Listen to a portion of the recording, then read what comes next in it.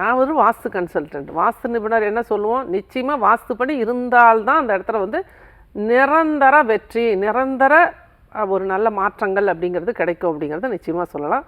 இருந்தாலும் ஒவ்வொரு சின்ன சின்ன விஷயங்களை வந்து எல்லாருமே ஃபாலோ பண்ண முடியறதில்ல.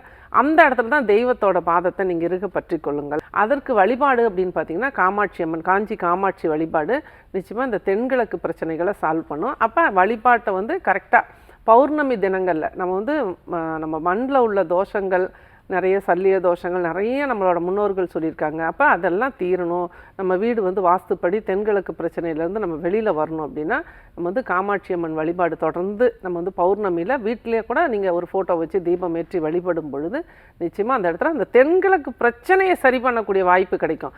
வழிபாடு பண்ணுறதுனால தென்கிழக்கு பிரச்சனை நிச்சயமாக சரியாகாது. ஏன்னா இது நமக்கு வந்து அந்த இடத்துல வந்து வாஸ்து சரி செய்வதற்குண்டான வாய்ப்பு கிடைக்கும் அந்த வழிபாடு பண்ணும் பொழுது. அல்லது நமக்கு வந்து அந்த இடத்துல இருந்து ஒரு மாறுதல் கொடுக்கக்கூடிய ஒரு வாய்ப்பு கிடைக்கும். ஏதோ ஒரு விஷயத்தான் அந்த இடத்துல தென்கிழக்கு பாதிப்புலேருந்து நீங்கள் சீக்கிரமாக வெளியே வரத்துக்குண்டான வாய்ப்பை காமாட்சி அம்மன் வழிபாடு கொடுக்கும். நற்பவி. நன்றி.